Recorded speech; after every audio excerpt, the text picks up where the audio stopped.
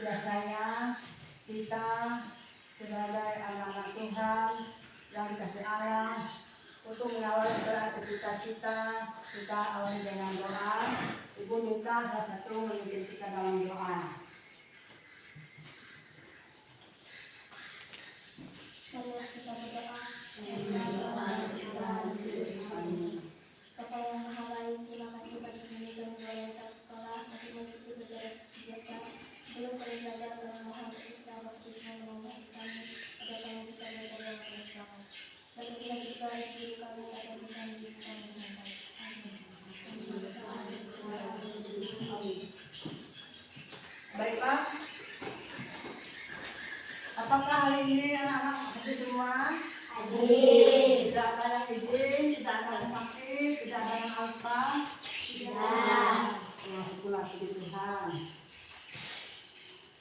Ibu bangga dengan anak ibu yang hadir di sekolah ya.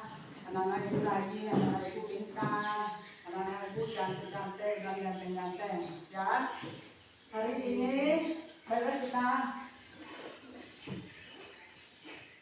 akan melihat materi baru pelajaran kita ya. Ibu harap anak-anak bisa mengikuti dengan penuh semangat. Setuju? Setuju tidak? Setuju.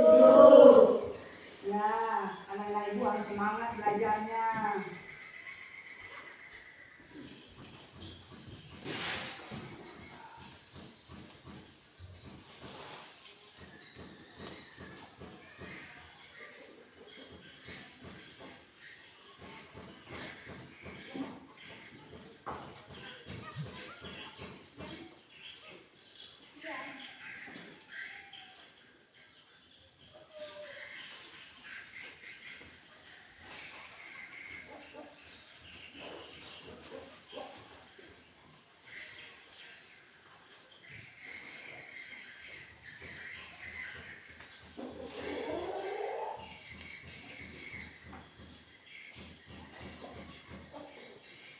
Hari ini kita dengan materi baru mewujudkan iman di dalam masyarakat ya, mewujudkan iman di tengah masyarakat.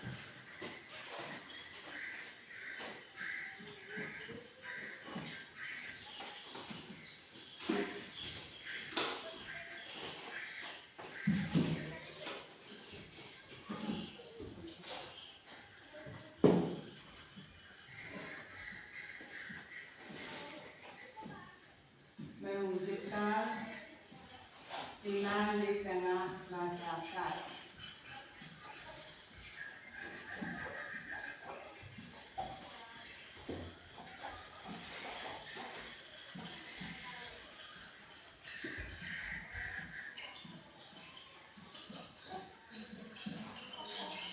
Tujuan pembelajaran ini, setelah ibu menjelaskan nanti, ibu berharap anak-anak ibu bisa memahami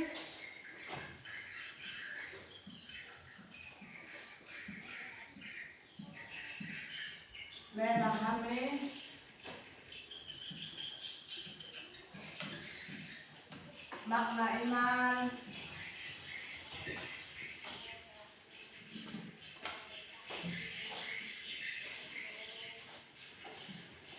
makna iman akan Roh Kudus,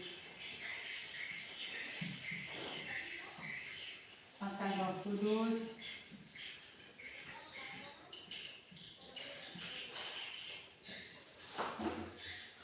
yang diutus Yesus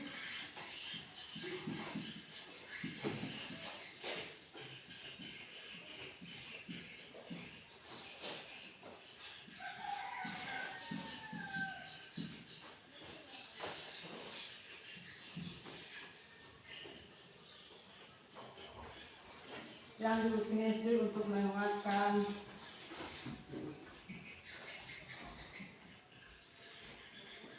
hati para rasul, hati para rasul.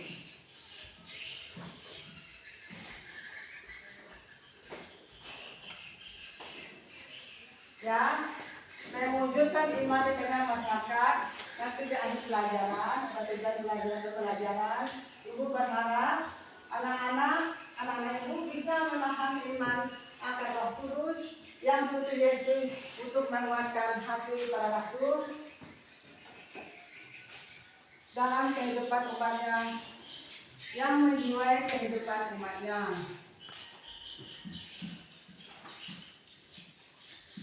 Yang menjiwai kehidupan umatnya. Kehidupan umatnya. Serta memberi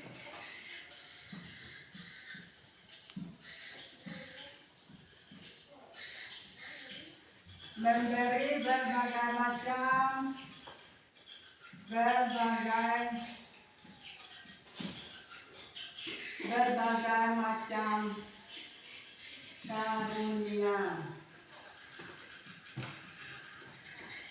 Ya,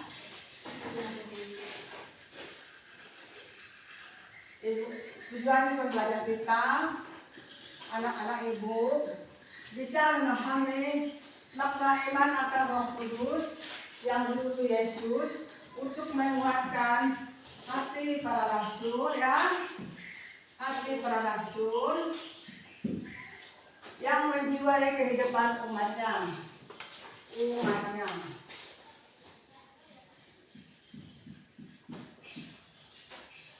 Serta memberikan berbagai macam karunia, ya.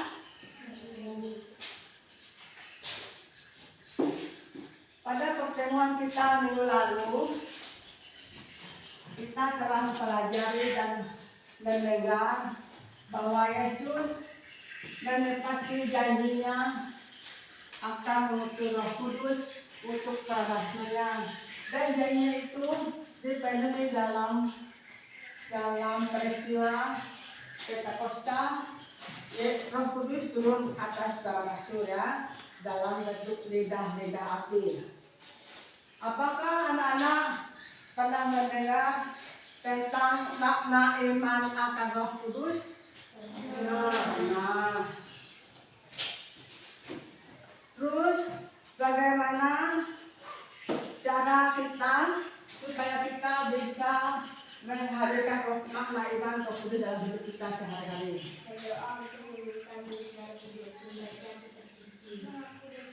Terima kasih.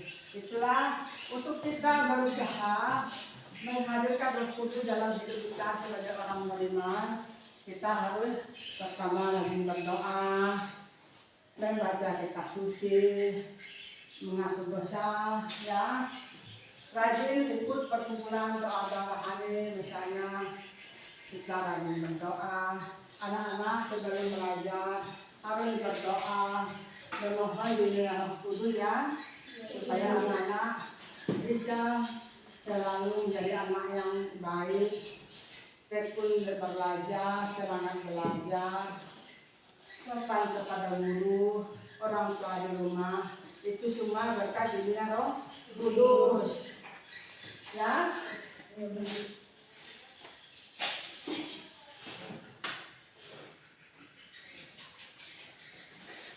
Terus kalau kita rajin berdoa menghadirkan Roh Kudus dalam hidup kita sehari-hari, itu akan membawa makna dalam keluarga kita. Anak-anak bisa juga menjadi contoh teladan bagi orang tua di rumah. Misalnya orang tua karena sibuk, lupa berdoa, lupa mengucap syukur. Anak-anak tidak boleh, tidak boleh, anak-anak boleh mengajak orang tua, mengingatkan ibu bapaknya, Pak, Ibu, Mak, kita jangan lupa berdoa, jangan lupa ke gereja, ya, tidak apa-apa. Karena makna Roh Kudus dalam hidup kita membawa kita ke sifat-sifat yang positif, ya, membuat kita tuh bisa menjadi anak-anak yang baik, anak-anak yang sukses, ya, karena bimbingan Roh Kudus. Paham? Ya, baiklah. Kita akan melanjutkan materi kita. kita akan membaca cerita dari Grafis. Nanti ibu akan membagikannya ya, sebuah cerita.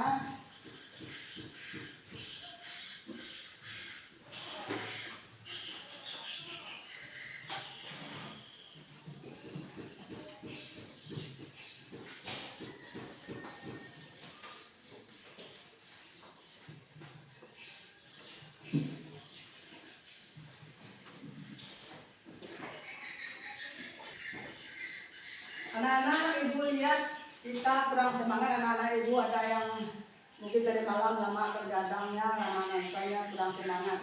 Ibu minta kreatif anak-anakku berdiri. Kita tepuk biar semangat. Tepuk 1, tepuk 2, tepuk 3, semangat. Tepuk 4, konsentrasi. Tepuk 5, siap belajar. Oke, makasih. Silakan duduk, kita akan belajar. Kan tadi anak-anak itu sudah bilang semangat belajar. Ini ada cerita, kita diajak berliterasi, membaca cerita. Jadi ibu bagikan anak-anak membacanya ya. Kan kita haruskan bagi membaca. Cerita ini menarik loh. Ibu suka bacanya.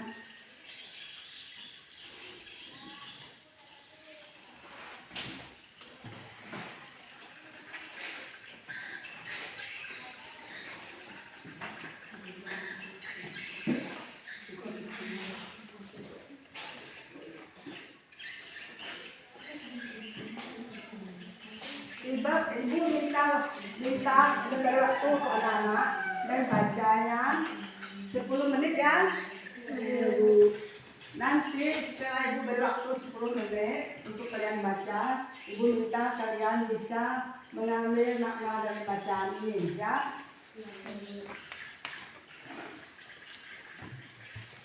Kalian kerjakan di buku tulis masing-masing. Paham? Oke. Ya baik. Mulai bacanya.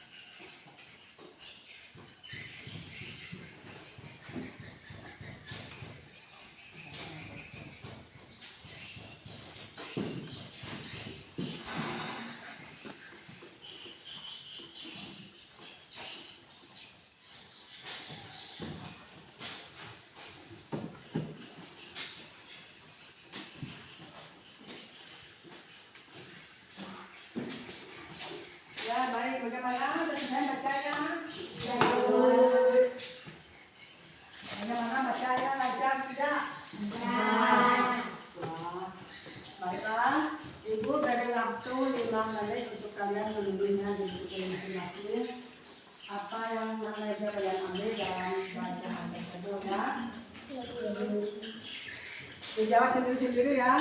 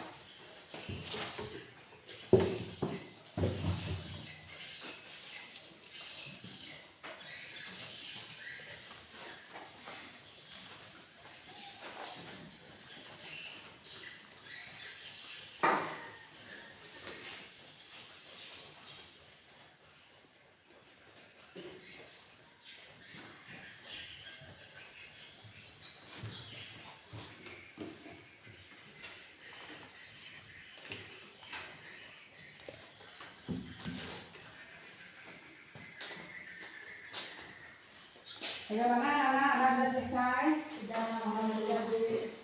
Nah, baiklah. Ibu minta salah satu anak membacakan hasil tulisannya. Jangan membuang-buang air dan dengan berpikir air tidak akan habis. Dengan melestarikan air dengan semua harus dimulai dari setiap orang. Kehidupan adalah terjadi kerusakan.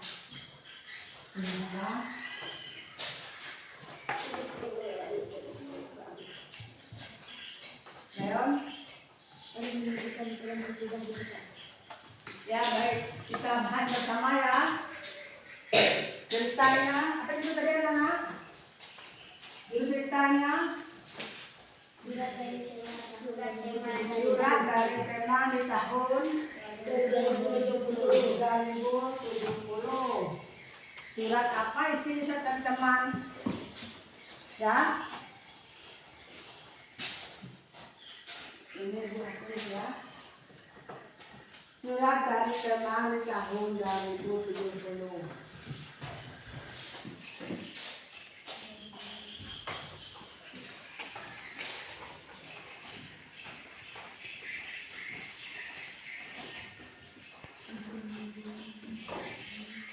Temannya mengatakan, ibu perhatikan anak-anak dengarkan perhatian ya. Temannya menuliskan dalam cerita yang judulnya Surat dari Kanaan di tahun 2070. Temannya menuliskan sebelum kerusakan lingkungan, mengatakan bahwa dulu airnya bersih, udaranya segar, kehidupannya nyaman ya. Tetapi setelah kerusakan terjadi akibat kerusakan manusia yang tidak bertanggung jawab, kita kekurangan air katanya, air yang kotor, air yang keruh, jadi untuk mandi pun susah, tidak ada untuk mandi. Jadi mereka kadang-kadang ngelap pakai anduk, kan sangat menyedihkan ya anak. Jadi setelah itu mereka berusaha melestarikan supaya keadaan alam seperti sedia kalanya, seperti yang diberikan Tuhan kepada kita pada awalnya. Ya, awalnya airnya bersih, udara segar, ya. Ya baiklah, anak-anak paham belum? Ya paham. Ibu akan membagikan dalam bahasa kerja ya di sini ada soal ibu minta kalian mengisi ya dibaca dikerjakan dengan sungguh-sungguh dengan main-main ya harus senang nah anak-anak Tuhan harus senang nah anak-anak ibu harus kita pintar.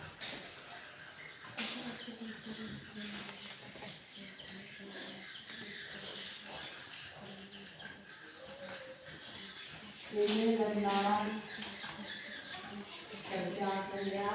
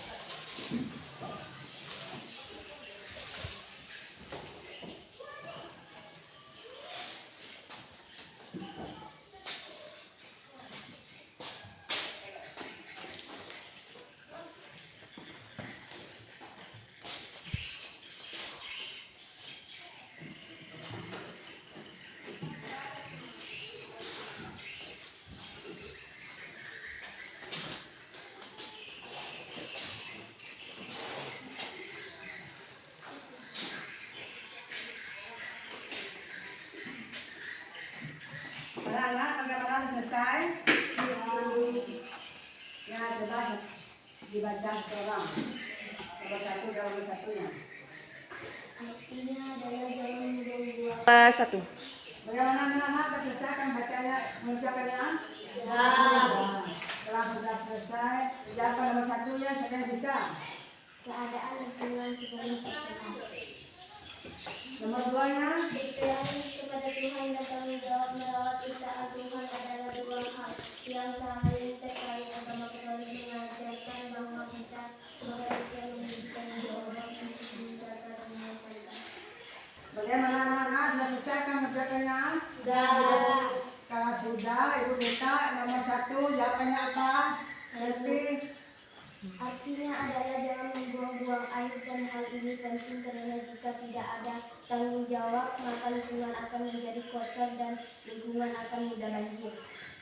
ya bagus. Nomor dua, Pak. Kehidupan setelah terjadi kerusakan. Nomor tiga, Pak Leon. Lingkungan yang kembali membaik setelah dilakukan pelestarian.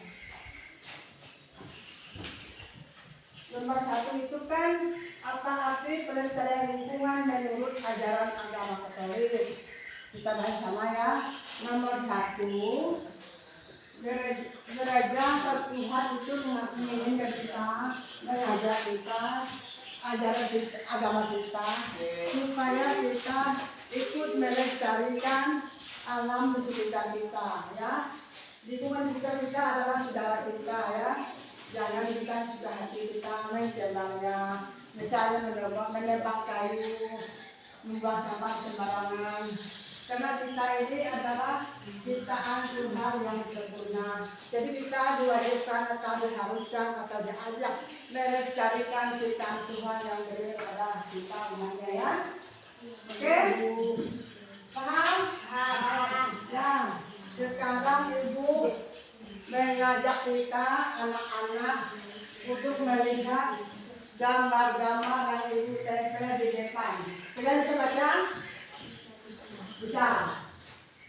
Kalau bisa, Ibu beri waktunya 20 menit untuk kalian melihat, meneliti gambar-gambar yang Ibu tempel ini, ya. Di sini ada kerusakan lingkungannya. Yang ini ada pelestarian lingkungannya. Kalian lihat gambar 1, gambar 2, gambar 3. Nanti kalian tulis di buku tulis kalian masing-masing. Apa arti daripada gambar-gambar itu, ya? Paham? Semangat? Semangat? Kalau kurang semangat kita berhenti dulu. Tepuk lagi yuk. Supaya kalian jangan ngantuk, jangan mau pulang rumah, ya.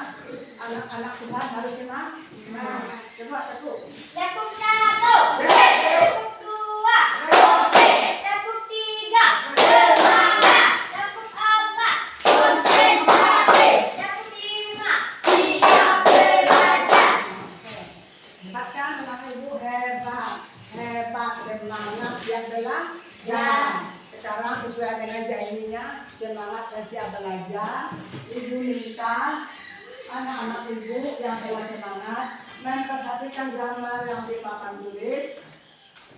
Ibu beri waktu 10 menit, ya. Apa kerja mereka yang papan tulis, ya? Paham? Oke, silakan. Diperhatikan gambarnya.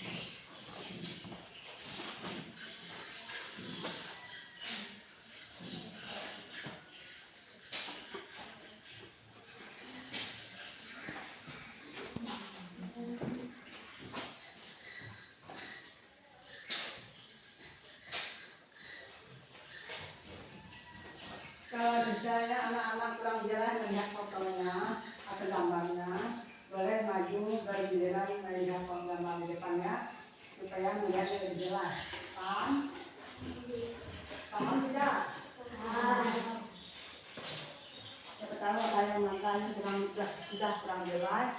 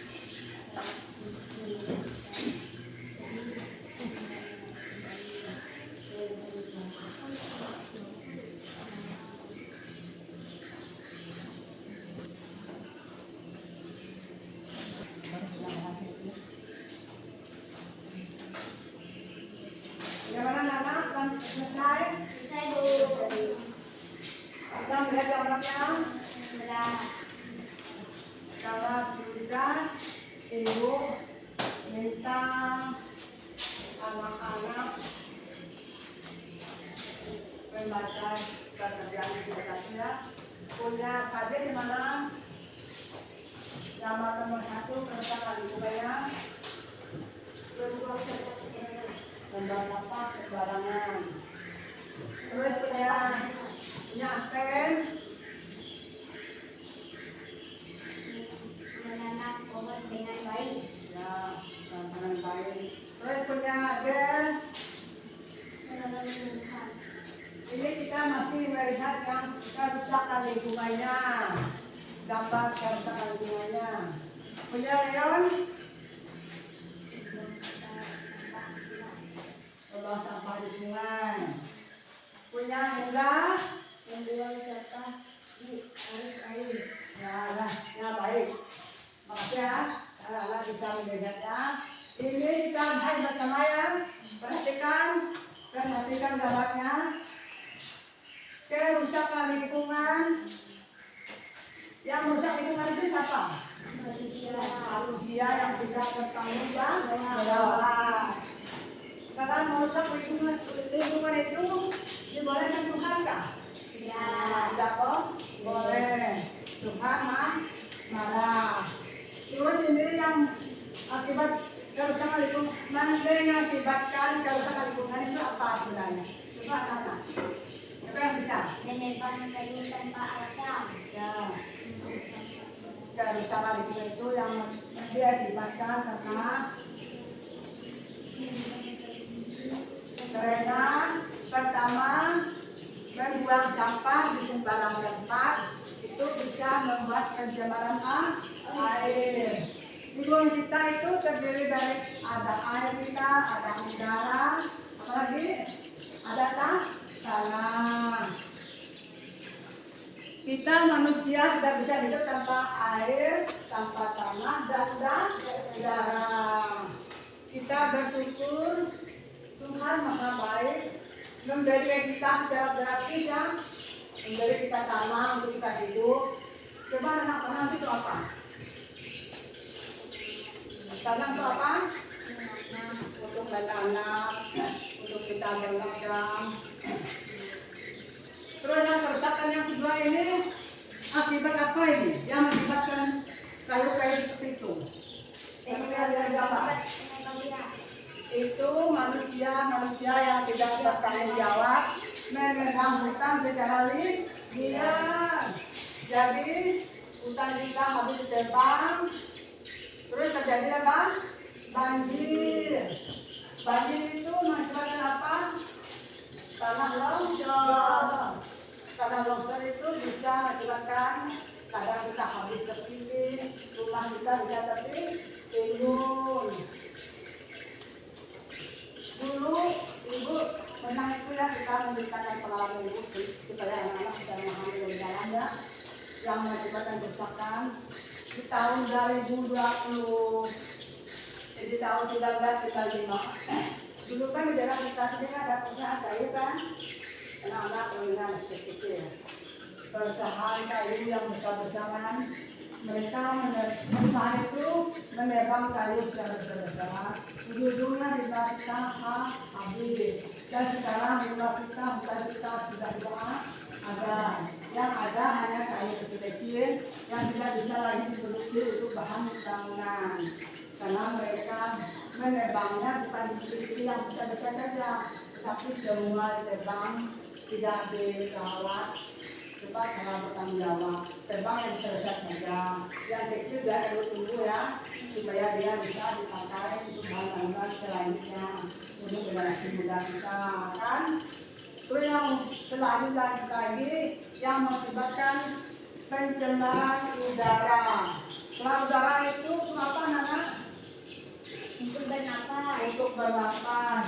Pencemaran udara itu pada kampung kita, kalau orang tua kita berbakar ladang, karena kita orang petani. Setelah itu perusahaan sawit yang membakar lahan, biasanya asap sampai penuh ke dalam rumah. Itu bisa mengakibatkan apa anak? mengakibatkan udara, polusi udara, bisa membuat kita sesak napas. Kalau bisa napas itu bisa kenapa yang bagus kan? Tidak, kita bisa pisan.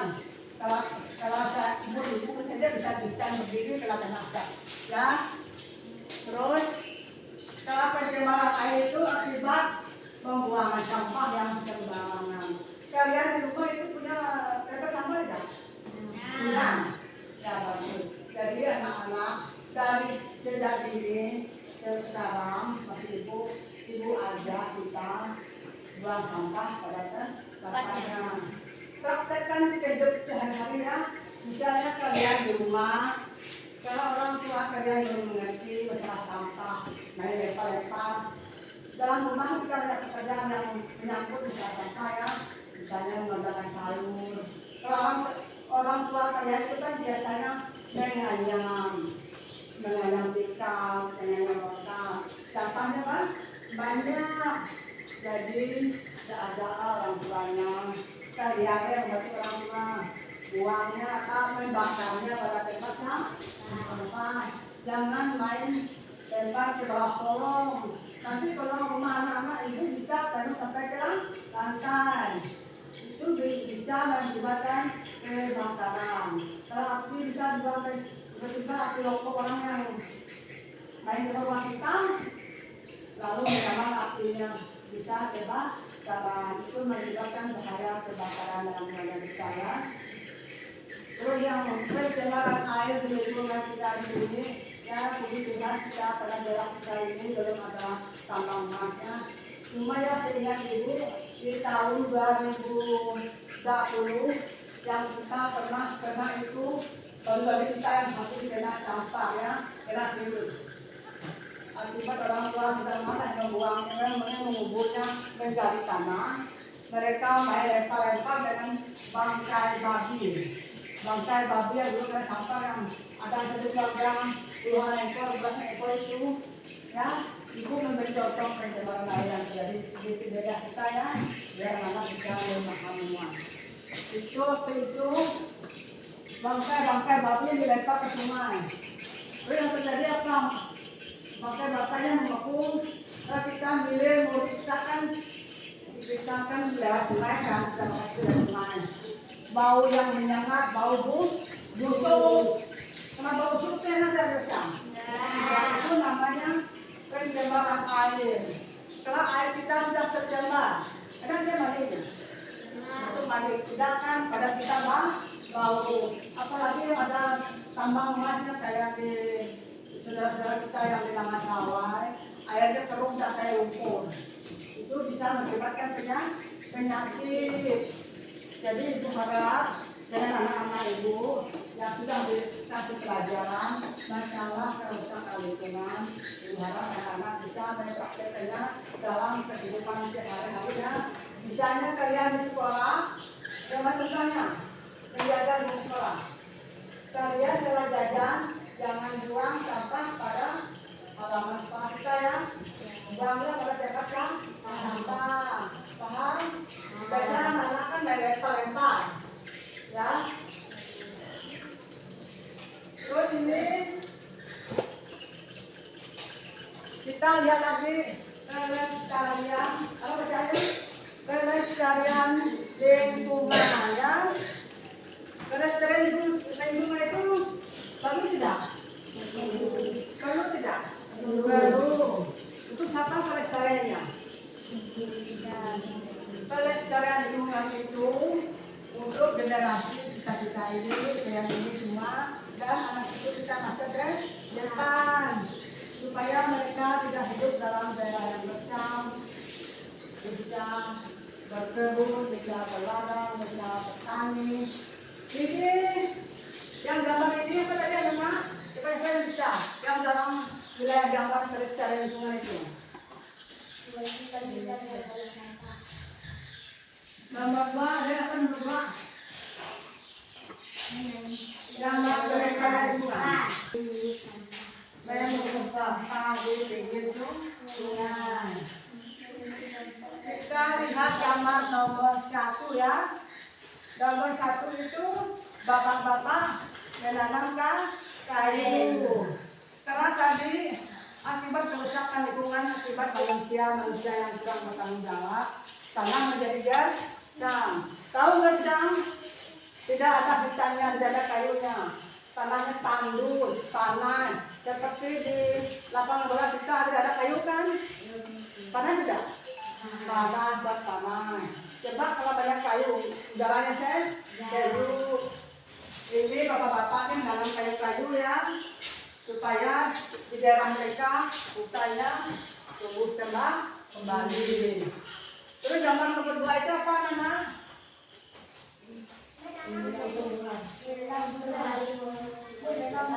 Menanam pohon-pohon di sekitar sekolah supaya sekolah kita ini menjadi sejuk, ada pohonnya, ada pelindung panahnya. Jadi kalau kita belajar itu rasanya nyaman, tidak di tengah-tengah daerah yang besar. Mereka menanam buah-buahan. Coba di rumah anak-anak kan ada tanaman buah-buahannya. Angkat tangan. Yang banyak tanaman buah-buahannya. Dan sama malu kalau ada buah-buahannya di dekat rumah. Kan ibu minta buahnya. Mau tahu saja sebagai contoh. Yang di dekat rumahnya banyak tanaman buah-buahan. Tangan. Kalau anak ibu tidak punya tanaman buah-buahan di rumah kalian, silakan datang ke rumah ibu supaya kalian melihat bahwa di rumah kita harus ditanam pohon-pohon pelindung. Yang bagus yang kita tanam itu apa? Harus buah-buahan. Pertama apa? Harus buah-buahan. Nanti kalau dia berbuah, buah kita bisa makan. Dan pokoknya untuk pelindung panas supaya udara sejuk. Paham? Paham tidak? Oh, terima kasih. Terus yang nomor 3 itu mereka memungut sampah di pinggiran sungai karena kalau yang nomor 3 itu yang terjadi di kota-kota besar, ya? Seperti di pinggiran kota-kota dari kota Tenggara, kota Sintang. Kalau kota-kota itu, para penjual sayur di pasar sayur, kan mereka pakai kantong-kantong ya. Terus di rumah, ibu-ibu kalau sudah belanja atau bapak-bapak, kantongnya langsung dibuang ke sungai. Jadi mungkin kan di pinggir sungai sampah itu bisa mengakibatkan banjir. Jadi mereka kerja bakti memungut sampah. Seperti anak-anak kalau disuruh bapak dan ibu di sekolah ini bekerja sama-sama membuang sampah di sekitar lingkungan sekolah kita. Bagaimana anak-anak kalau belajar mungkin sampah mau kan? Itu kan dari kebersihan kita.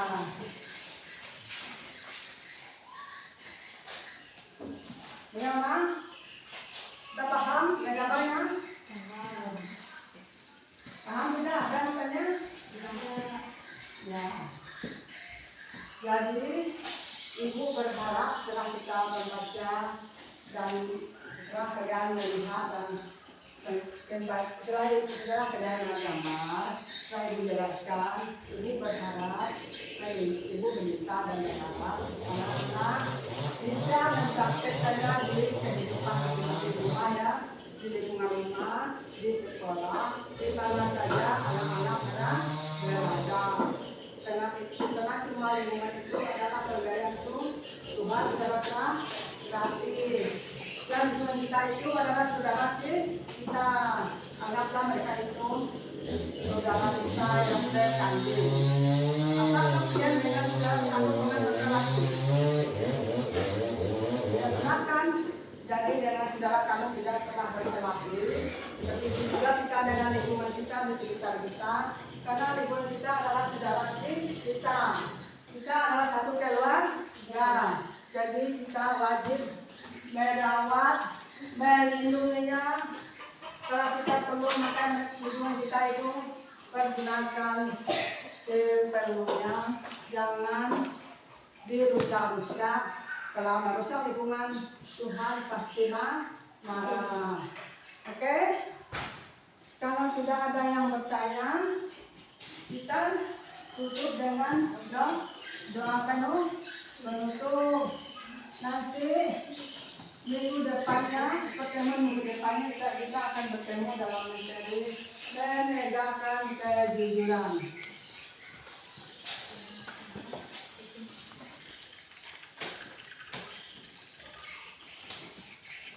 Ibu minta seorang berdoa kepada penutup. Lalu berdiri berdoa. Bapa dan Putra dan Roh Kudus. Amin.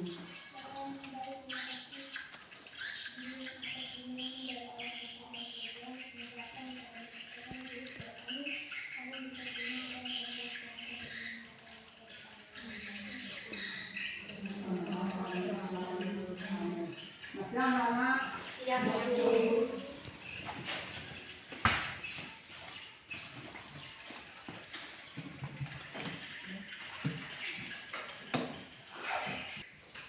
anak-anak, pelajaran sudah selesai, jauh sudah selesai. Sekarang